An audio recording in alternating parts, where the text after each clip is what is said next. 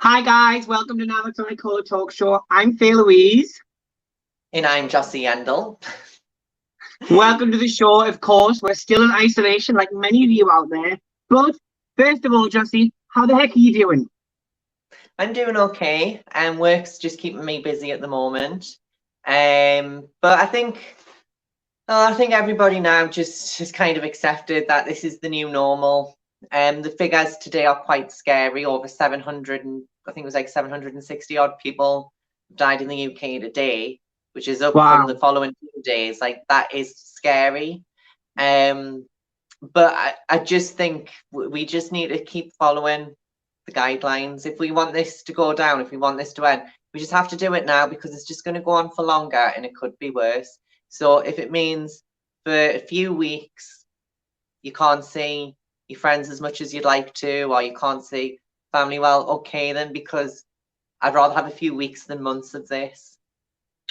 Do you think we've got longer than that though, Jossie? Do you think we're going to be looking at like a fair few months rather than just a couple of weeks? Because I'm thinking that's where we're going, especially with the Prime Minister is obviously very ill now. Well, yeah, he's in intensive care, although the news reports have been saying that he had a settled night, but it's kind of the same news reports that's saying that he was fine. And even yesterday during the day he was fine. It wasn't until later on that he got rushed into hospital. So it's just a case of watch this space, just keep watching the news. But of course, I don't want anybody to die of this, certainly not the Prime Minister. I have seen some pretty horrible comments online saying like, oh, I hope he dies from it and stuff. And I just think, well, no, because like, what a job he's actually got. Like, I'm not a conservative. I would never vote for him. But he's had to deal with Brexit, and then he's had to deal with this. Like, I mean, for his Prime Minister term as a Prime Minister, friggin' hell is probably all I can say. What a term he's having, and what a challenge. I do appreciate, obviously, we are living with very good weather at the moment. That's the downfall. We're having amazing weather out there. People want to go out. But we need to remember, guys, stay distant. Even if you see someone you've known, like, still keep your distance. I'm still doing it, and I'm the gobbiest girl out there. And if I can still keep my distance from, like, my closest friends, then surely, guys, you can. Come on, be safe and bloody be sensible. Well, what's been keeping me busy as per usual? I'm still watching Voyager. Series 7 now. Nearly over for me. I'll be Borg by the end of this. I tell you, I will be Borg by the end of this. Yeah, like literally every time I ring her, Voyager. I ring you back after Voyager. Okay. Voyager is my life. What can I say? But what's everyone else doing? We want to hear from you, so don't forget to comment and, of course, share this video. We have got some amazing guests on today. Yeah. We have Ben joining us, who is going to kind of give his side of the story. Brutally honest, you know, we like to get personal, but we really want to like delve into this, and everybody is valid regardless of the situation, so we should always remember that there's always going to be many sides. And hopefully we got a lot of questions that came in from the audience, and hopefully we can get some answers maybe. But I personally can't wait. I don't know how you feel, guys, but I can't wait to just be told the shops are going to be open, or you can go like in gatherings and like the parks and stuff, even if it's just a picnic to have like a sit down. That is what I'm waiting for. That's what I can't wait for. I'm really, really excited for that. Yeah, well, we are going to get it back. In the way I kind of hope that all of those things will kind of come back in stages. And I think if that happens, we really will appreciate it, because we'll be like, oh, right, we've got this now, but what's the next thing we can get? And then there'll just be things to remain hopeful. So we can look back and think, right, okay, that there was dark days during the coronavirus, but we got through it. Did anybody see the Queen's speech the other night? Well, she spoke to the world, and she spoke to the world in a way that I felt was so dignified. We've got a few people just popped up. Hi, Heidi. Hey, Abdu. Hey, hey, Chrissy, how you all doing? Guys, don't forget, click share. Let's get this video circulating, because I think it's going to be one hell of a show. We've got, you know, such a great platform for us to be on right now, and we hope that we make your day a little bit lighter, or serious or interesting, because right now I'm everything is my genre. Comedies, Star Trek. I literally am watching everything. Stu comes home and he's like, "So what you been watching?" And I'm like, "Well, I watched like Why Wives Kill, obviously, first choice. Getting Away with Murder, and then there's Getting Away with Murder Part 2. All things you need to be watching." Chrissy's just said, "Are you clapping for Boris?" I saw it and I got emotional. Is there a clap for Boris? I think there is. Is there a clap for Boris? Everyone out there, is anyone else clapping for Boris? I wasn't aware that there was a clap for Boris. Keep hydrated. I'm not sure how I feel about clapping for one person. It depends. The reason behind today you only two. Today you only two guys. Yes. No, we have a guest coming on soon. He's going to be joining us in 5 minutes. Just spoke to him. He'll be joining us very soon. We're going to be discussing the situation that has arisen from RuPaul's Drag Race, including Sherry Pie and many accusations against her. Obviously, she's put an apology out there. There's a lot of things going on in the press.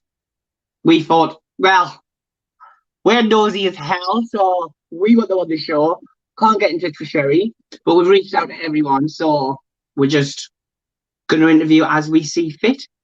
What else have you been doing to keep yourself busy, Jessie? You've been cooking.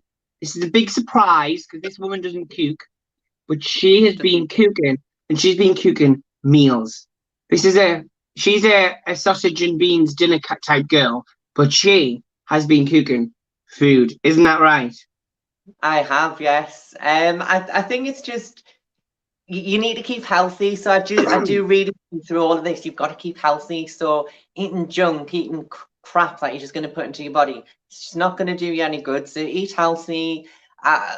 Always do every morning. Open the curtains, play daft songs. Just try to like get through the day.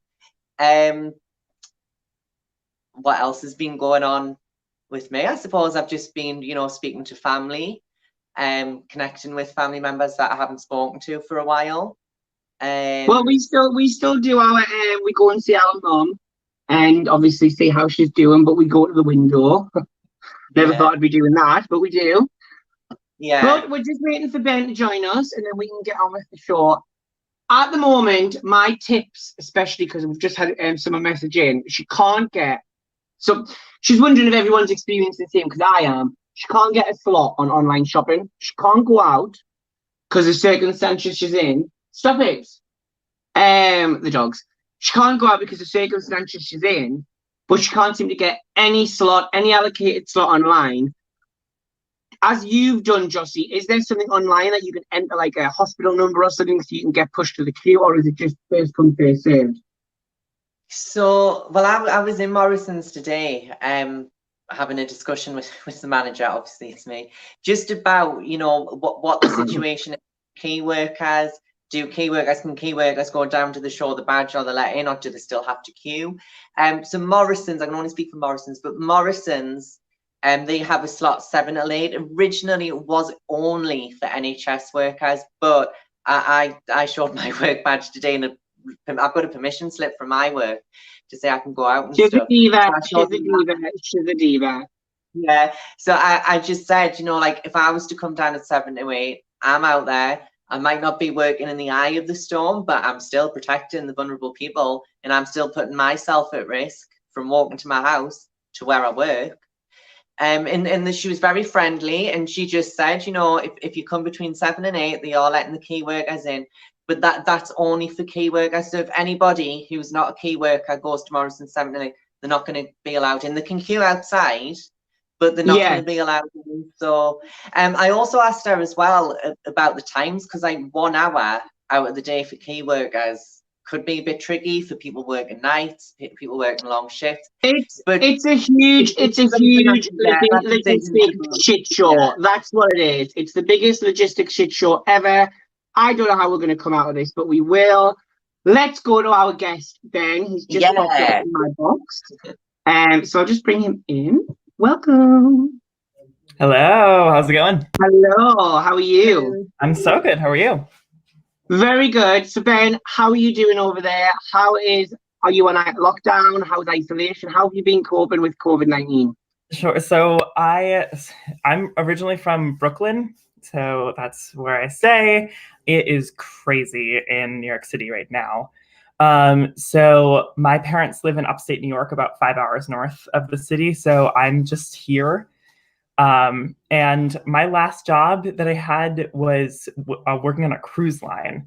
And so Right. technically, because the way that unemployment laws work, my contract ended on March 11th, and like I Uh, was contracted to March 11th. So technically, I don't like qualify for unemployment. So I had uh-huh, to fully get a job here because I lost all income completely. So I uh-huh. had to get a job at my parents' house working, in a distribution center as a street sweeper. So that's where I'm at right now.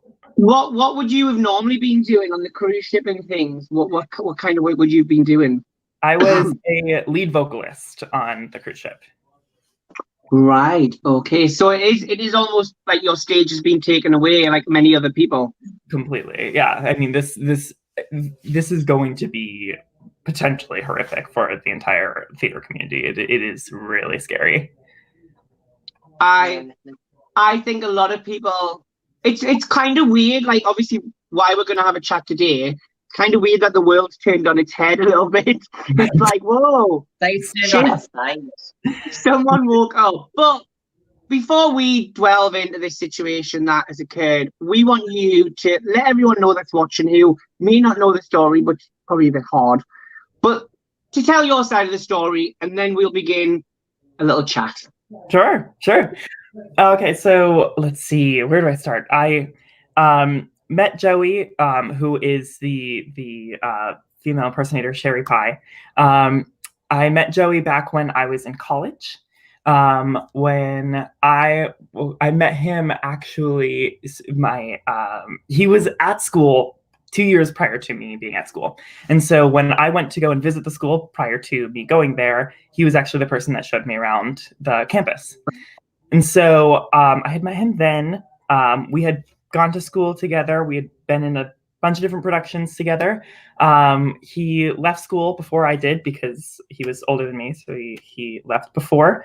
And my senior year, I ended up getting a contact from a friend saying, "Hey, there's this off-Broadway theater that's really big and is looking to cast this one show that you're perfect for," and sent me this email that was Allison Mossy.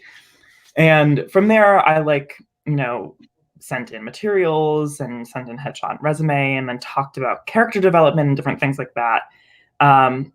And then some weird stuff started to pop up, and it was like the sides were strange. What I was being asked to read was strange, and I got uncomfortable, but I kind of kept pushing through because it was a friend that gave this to me that I trusted, and it was it was an opportunity that was so good that I was just like, I want this to be real, so I'm going to see that it is real. Follow it through. You're going to follow it through. Of course, you're following your career. I get that. Totally get that. And at that time, I was in college too. So and it was the year before I left. So who knew at that point if I would, have a job in the future? The theater community is so we work to have a 6-month contract is really long for us. So the fact that someone was giving me the potential to have an established career the second that I left school was massive. It was huge. So I really wanted to see that this was the truth and this was the fit for me. And eventually weird things started to happen, and I started to question the authenticity of this a little bit more. I called the theater, and then I figured out that this whole thing was a flop, basically. The theater had never had any connection with Allison Mossy. They did not know who she was. They did not hear about the production that I was doing. So I eventually, through my friend, was able to tie it back to Sherry. And then eventually I heard later on that another friend went and did a performance of Hairspray with Sherry. And when that friend came back, there were 2 people from that production of Hairspray that also went through the same exact thing with Alison Mossy. And when I explained it to another friend, they said, oh, weird, I know a friend that knew Sherry, and the same thing happened with Alison Mossy. And so it just felt like every single time that Sherry went anywhere, Alison Mossy was there too. Right. We've had some questions in from Lord, honestly, Ben, it's actually been ridiculous. We started advertising, and it was like random people I don't even talk to now. They were like, oh my God, if you do the show, ask. And I was just like, we've just had Bag of Chips on, but Ben gets more questions. Bag of Chips deserves it way more than I do too, let me tell you. Weird, but it's fine. But go ahead, Josie, go ahead. So we have had people ask us to ask you, why now? Why wait until Sherry gets on the telly to come forward with all this now? You know, we do appreciate, Ben, though, that, you know, some people could stay victims of these kind of things. They can come forward at any time. Any time is the right time. But just what is your take on that? Sure. So, okay, I specifically wanted to do it now because I said this at the end of the post too. That it was like, when she expands her horizons in terms of the people that she is going to be able to speak to, then she has more capacity to do this to more people.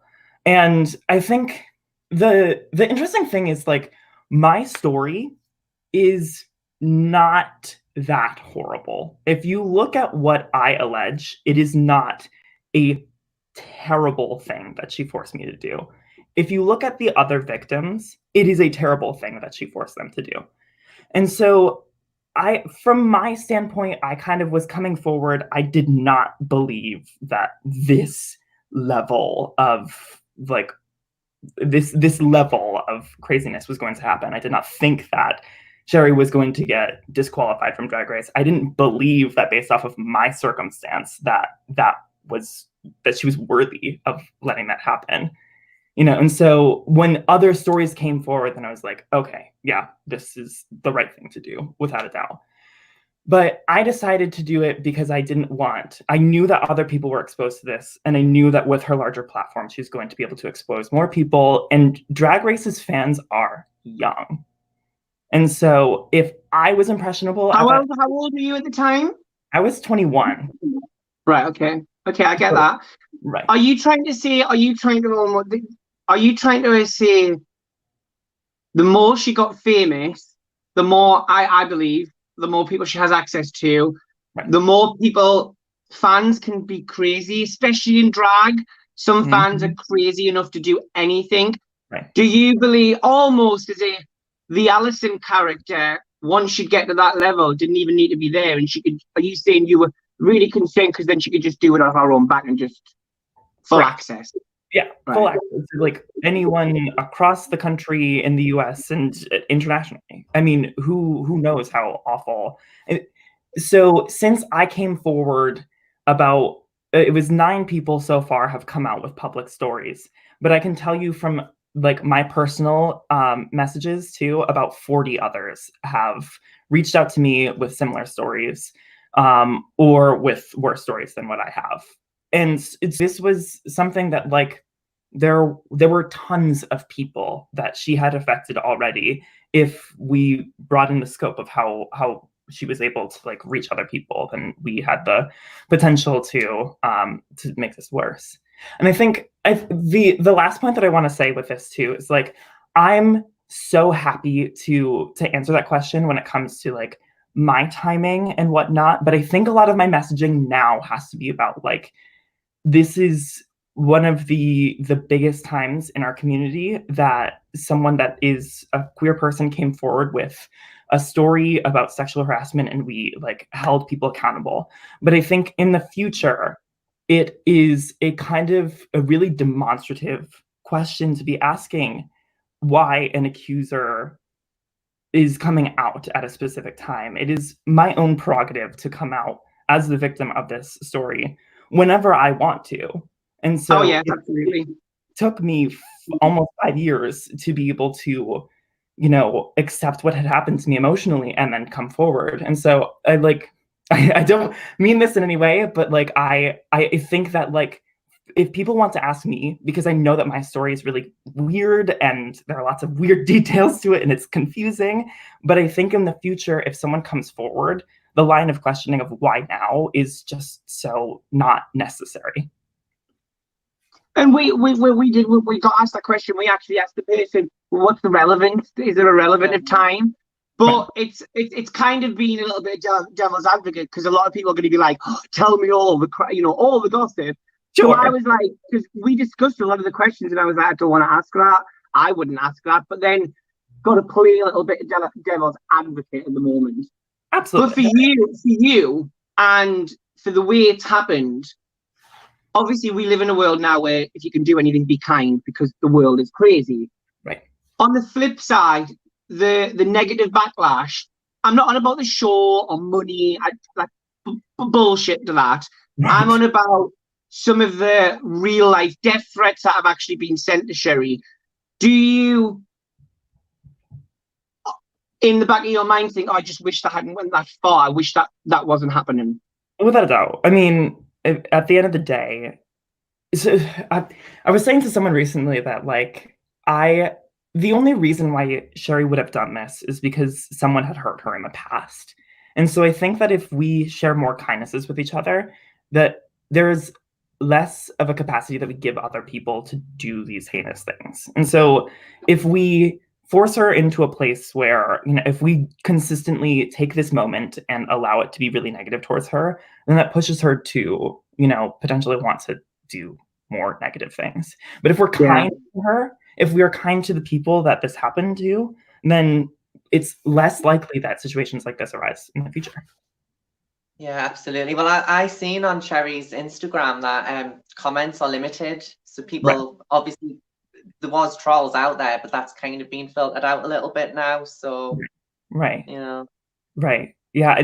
There's on the Facebook post that Joey posted, I followed it for I know I'm not supposed to read the comments, but it was so hard in quarantine to not read comments in situations like this. The craziest addiction, and now we're in the house, so it's like, what the hell do we do? What are we read. Right. So, but I did read, and I could only read them for a minute, and then I got so upset because yes, absolutely, this is a morally reprehensible situation that she put us in, but at the same time, it is not equal retribution to wish death on her.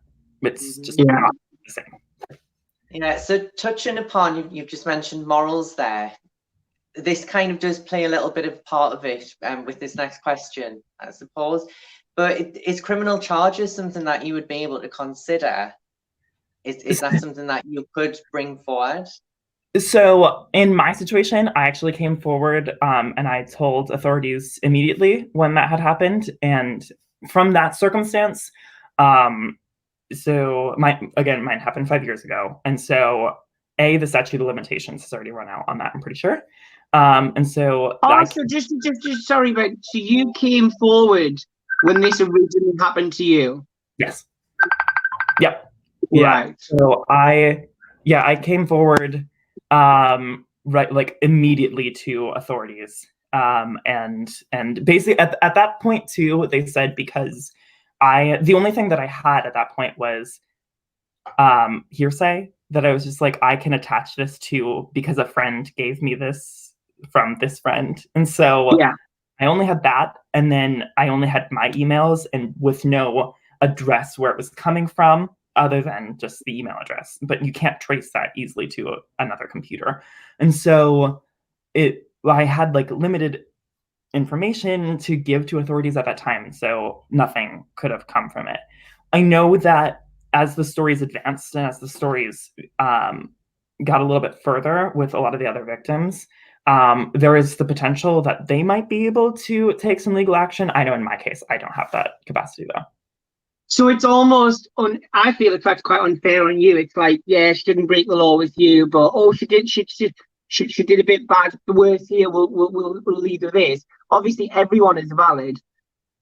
But in the eyes of the law, did she break the law, or did she just do something that was just like, what are you doing? Like, that is so wrong to do that. You've tricked people. Why were you tricking people? There's so many questions. Like, for me, I have like a million minds, and I was like, was she down? Was she depressed? Was it mental health? Is she suffering? Has she been suffering? Like you said, you know, victims usually, and predators usually are victims themselves, etc., etc. And then someone messaged as well, which do you feel like with you coming forward, a lot of other people may just be jumping on the bandwagon, or do you think this actually is deeper than we all thought? Because now we're getting to criminal charges could be coming around. Sure. Like the editing of the show, for instance, she is gone. She isn't. Do you know what I mean? And I rang Jossie and I went, bloody hell, she's gone. Right. This is bigger than what I'm seeing just online, a few this and a few that. What do you think? So when other people started to come forward, their stories were so weirdly similar to mine that there's similarities. Right. And there were so many, like, some people sent in screenshots of the sides that I was reading, and so it's like, okay, this is like, this is the same exact thing. And so, but she was using the same email address, the same sides, the same show, the same MO with every single person. And so when other people started coming forward, I was like, okay, yeah, no, this is all the same. And so, and I think the other thing that, like, this is what broke my heart the most in these situations is my story coming forward was actually, and this is you guys are the first one to hear this too. But when I came forward about this, I had to break the news to two people that they had spoken to Allison literally.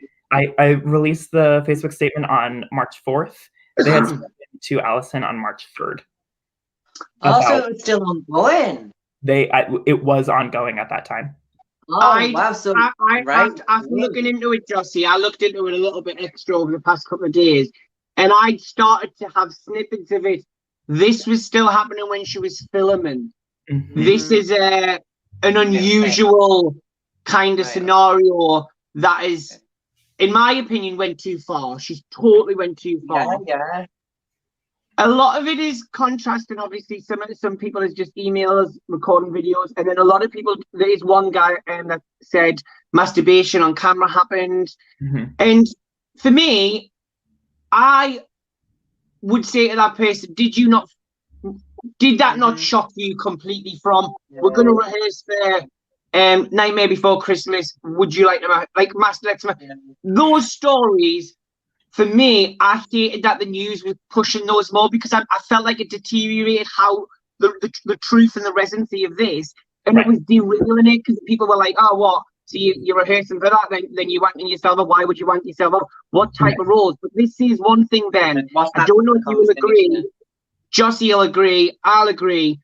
The fact that these things are happening in a made-up casting scenario really shines light on what the casting situation right now is like, not just for women, because we know the Me Too movement, we know all that, but for gay men, straight men. There are people out there that know this happens, and clearly Sherry did, or saw the idea and did actually run with it. This feel for me, that is so scary. This is obviously the industry still going large because, as you've said, it was still happening in March. It was, yeah. And I think, I mean, after, so the Me Too movement, obviously, it took place, and I remember it was in, it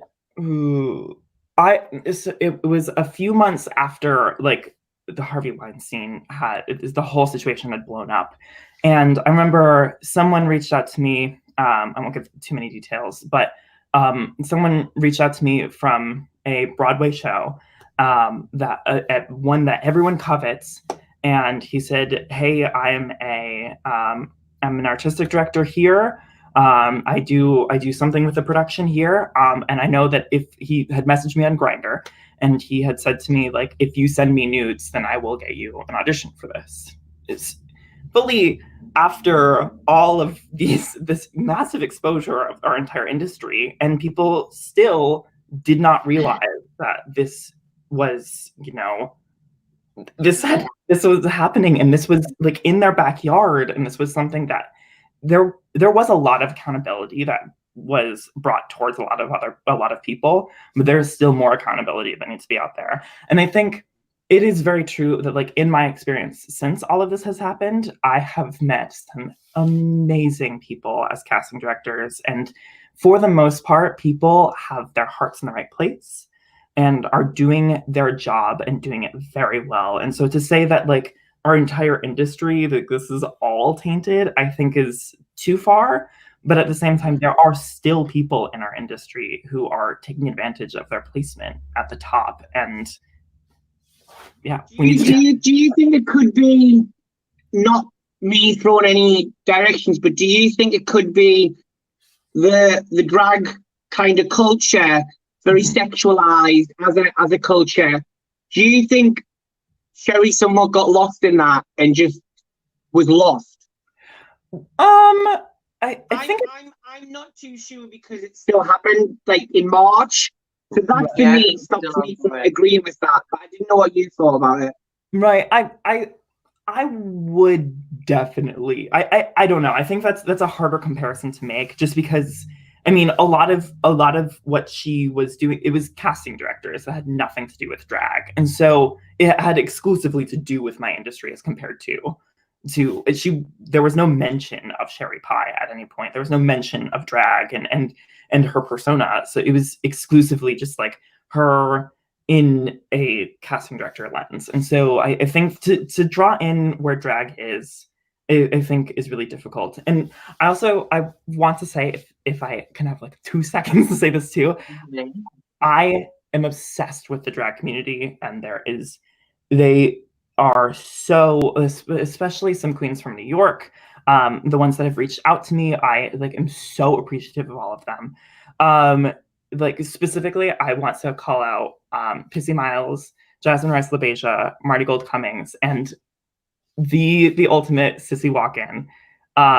They are the reason why this story moved forward. And like, yes, drag sometimes is sexualized, but those 4 examples of people are people that, have taken drag and have utilized it for the betterment of other people. And so many people use drag for the betterment of us as humanity. And so I think the tie-in between sexuality and drag and what Sherry did is like, they're 3 completely separate entities. Right. So do you think that Sherry purely did this for sexual reasons, just to get sexual kicks? Or do you think in that it might have been some kind of a joke that she was playing? Because we have mentioned before as well, maybe her mental health, maybe she was going through something. It could also be, I'm definitely wanting to throw this in. Like, not everybody looks the way they want to look, and maybe she was resenting that, and that was her way of projecting it. Like, sure. Have you ever thought about what was that? Was it all sexual? Was it a sexual? What was it? Like, what must have been going on in her head? Sure. So when we were in college, Joey talked a lot about like the concept of being, 1960s American housewife was kind of like his idyllic, what he really wanted to be. And so I think a lot of this was kind of like a fulfillment of that, that sexual concept for him. And so I think I do think a lot of this was about that. And I don't think that it's not an excuse, by the way, Ben. It's not an excuse. Honestly, I'm not putting that as an excuse. Right. I just think it is. I think this is more for the people who are really being vicious out there, to just be like, whoa, just remember, guys, there's reasons behind this. And it could be just that she's a horrible monster bastard and she was manipulating people for no fucking good reason, and right. Shame on her. But there could be levels of other stuff. Right. She apologized publicly. In a way, do you accept our apology? Did you accept it when you saw it? I do accept the apology. so Joey actually reached out to me and gave me a phone call about an hour after I posted this, and I did not answer the phone call, and I let it go to voicemail. At that time, I was working on the ship when I decided to make the post, and so 2 seconds. I just want to get rid of my dogs. Absolutely, her dogs are so cute. Yeah, mine are just asleep. Oh, what kind do you have? Shih Tzus. Shih Tzu. I have 2 Shih Tzus. Oh, my grandmother used to have Shih Tzu. I love them. Yeah. So I suppose, thinking about what Sherry's done, we have touched upon like the backlash she received. Continue, sorry. Do you think that she does deserve all this backlash? Does she deserve the hate that she's getting? I think that she deserved what happened to her when it came to Drag Race. I think the response that Drag Race had was great, and I think editing out a person that was at the time of filming was sexually preying on victims, then yeah, I think that's reasonable. I think that people, I mean, I don't understand what the end goal is of sending comments like this. So I always want every single. You've had some, Ben, though, haven't you? You've had very negative messages. I have. Yeah. I haven't gotten a ton, and it's definitely outweighed by how many positive messages I've gotten. But I have gotten a ton of negative messages, and I said when I was like going through my last post that I did, so I received a few death threats in my time, and I think that what I was saying is like I think for me to come forward, it took, like I said, 5 years. It took a lot of like time for me to be really kind to myself and be really understanding and accepting of where I was. But it is difficult to be in a position like this that I did not really ask for, where people are, bombarding you with all that negativity. And so I think that. Oh, you're gonna say? Lots of people, Ben. I've looked and seen you're fame hungry. He's only doing this for money. Right. Like, first of all, I wanted to respond to be like, well, it's the wrong time to do it, though. Like, we're all locked down. A lot of people obviously did the whole like, oh, he's done it because it's just on Drag Race. He must be jealous. But what people need to learn is you aren't a drag queen in any concept. No. So it wasn't if you were a drag queen, it probably would have been a different story. Oh yeah. But the fact that you weren't, this isn't an attack on the drag community. This is a open and honest reach out from yourself when you first posted to say, well, hang on a second, I'm just gonna let you know she's acted in a certain way, and I'm finding out more that she's still doing it. She's gonna leap to fame because you've got to be honest, she seems to be succeeding. Well, she would have. Yeah. We think she didn't edit her out. You know what I mean? Yeah. And I think people need to realize you haven't done it for any of those reasons. You've done it because you're worried, because in the world of Harvey Weinstein's, is that where she was going? Right. And I mean, I think I'm a professional actor. I mean, I want at some point to be on Broadway, and my ultimate goal is to be on Broadway, and I want to win a Tony Award. I want to be an original production of a show. That's what I want people to recognize me for. Does it bother you then? Is it worrying you that you are now known because of her in that? Well, I think this is a moment that I've taken for myself to recognize like how powerful my voice is. And so I think this is something that I'm proud of, the fact that I'm doing. I'm definitely not shameful of that, but at the same time, I want, my goal is that 15 years down the line that, people recognize Ben Shimkus as like that actor from Broadway that did all of these different productions. And weird, that thing with Sherry happened a long time ago.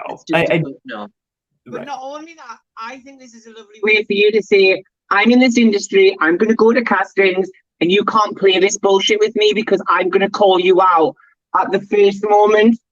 I feel like a lot of other people that have came forward maybe went a bit further, and you didn't, and you called it out, and you did everything you did.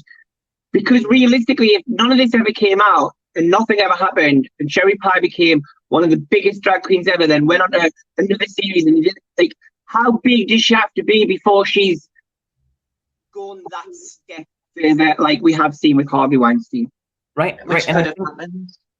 And with how dominant she's been on the show, I mean, we haven't seen someone be as dominant on Drag Race since season 6 with Bianca Del Rio. I mean, Gigi's also, essentially at this point, nobody else has won. It's literally just been either Sherry or Gigi, and if one of those two don't win, then everyone else. They're the A+, and then there are a lot of A performers right now. But the fact of the matter, story even broke then, and obviously watching RuPaul. Before I knew anything about this, I was like, "Yay, Team Sherry Pie! She's gonna win!" Then the story trickled down. At first, I was like, "No, don't kill my vision! I'm living for this." And then I started to read it, and I was like, "For fuck's sake, man, why?" Yeah. And then I started to get a bit angry, and then everything really started to come out, and I was just kind of like, "Bloody hell! It is literally happening under our bloody nose in our community still." Large and in charge, it is still there, and it is so crazy. I hope now, when we come out of bloody quarantine, I hope people do what you did and call bullshit at the start of it, so it doesn't get any further. Because I mean, I'm going to touch upon it because me and Jossie really do follow the R. Kelly story, and as much as it's very worlds apart, they're in the same ball game. He was enabled to do so much because of everybody not saying anything, shutting their mouths. Yes, no problem, he pays. And it's almost like the worrying thought is, what kind of team would Sherry have had around her if she succeeded? Are they just going to be more enablers? Would this have been like a big, do you know what I mean? Bigger than, I'm kind of glad, and I hope that you guys have stopped it from going any further than it really could have. Right. And hopefully, especially for Sherry, to reflect and look and think, what you did was so bad with your platform. Why don't you do something with that? Yeah. Right. And by coming forward as well, you really have shone a light on that. It's not just women that can get abused in the entertainment industry. It's men as well. And men's voices, men's, women's, everybody's voice matters. But sometimes some things are brushed under the carpet a little bit more. So you have really brought this issue to light. And if you've managed to stop one potential predator, fair play, absolute fair play. And scare a few others, I think. Before we let you go, because you've been delightful and we've loved having you, if you could say one thing to Sherry, what would you say now? Everything's almost, not that just settling because it's a wrong way, but it's kind of calming down a little bit. But what would you say now? Oh goodness. Go fuck yourself. No. I'm joking. She's so blood. I'm so sorry because it's the way my mind works. You've got a black vest top on, which is something that some people were talking about online this afternoon about how can a black vest be sexy, blah blah blah. Clearly, Ben is rocking a black vest and it is sexy. What would you say now? Obviously, this is what would you say to Sherry? I think to Sherry. I think to recognize, I would say to Sherry that, obviously what happened was not okay, but I think that there's a lot of positivity to come out of this situation. And there's a lot of visibility that happened because of this. There was a lot more, and for her to recognize like the positivity behind what came of this situation and the fact that we have, these amazing drag queens that spoke out about a situation and did something. I think where the messaging needs to go now is like recognizing the positivity of our community. We've talked a lot about Harvey Weinstein, and we talked a lot about, about R. Kelly, and let's throw in Bill Cosby and all of these other people. Let's throw in Anita Hill's story. Let's throw in, the stories with Jeff Sessions. Let's throw in, there are so many stories of people in the heterosexual community where it took years for people to start to believe them. In our community, it took less than 48 hours for her to get completely kicked off of Drag Race. I mean, our community responded to this in an amazing way. Our community was really quick to listen to the victims, and was really quick to, and at the end of the day, Joey is still a part of our community. And I think that there's a chance that our community is going to do the right thing at every step of the way. We have shown that capacity. He is a part of that community. And so there is positivity to come from this. Do you think, I think personally I do, so I think Joey should do something with the platform he's obviously got, but in a positive way. But do you think it is time for Joey probably to hang his wig and lashes up because his career as a drag performer is essentially over? I think given the rhetoric, it's going to be really hard for Sherry to make a comeback at this point. Realistically, like, I don't know who's going to want to hire Sherry in these circumstances. If it's something that makes him feel like he's, if it's something that makes him feel better, then put the wig on, do the drag. Remember the artistry. He's so good at the artistry, at the art part of drag. And so if that's something that he needs for his own benefit, then hopefully he finds that and is able to use that positively. Like I said before, it was never really his drag that came into question. It was exclusively like Joey and how he saw. He's dragged so in the mainstream at the moment, obviously with the show. Right. That's what people are kind of going to see. I just want to thank you for myself for coming on, being really honest, not being how I actually worried that you were going to be. It was going to be very negative, because I like it to be quite even. Sure. I really like the fact that you are open-minded to the fact that Sherry still has to live her life.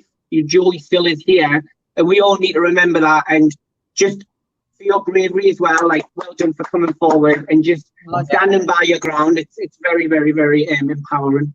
Thank you. I really appreciate it. These questions have been great too. So I've had a time in my life. Oh, thank you. Next time when you make it massive and you're on Broadway, we will be messaging you demanding an interview on our bloody show. Great. I'll send you tickets too. We do wish thank you so much. Bye-bye. Bye. Thank you. Bye, darling. See you later. Bye. Sending love. Well, that was one hell of a personal interview, like we said. Very interesting, yeah. I feel like we got the tea, the coffee, the cappuccino, and the latte.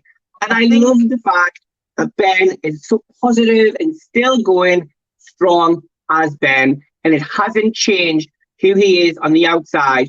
In fact, it's probably made him who he is now, stronger on the inside. So for anyone out there that is affected by this bloody story, you should speak up, speak now, and never hold your bloody peace. I hope everyone's enjoyed the show. Josie, what did you think, darling?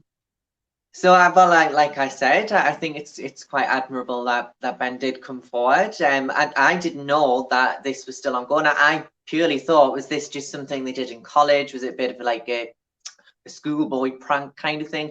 Oh, but no. It's not. It potentially might have just stopped a very big predator. That's what was going through my mind. Potentially might have just stopped a situation getting worse. So I get what Ben's saying about Sherry's platform being raised, how that opens the door more to more people that could be affected. So I agree, but I do want to finish this on one last thing. And remember, guys, everyone out there, if we can be anything we can in this world, please be kind.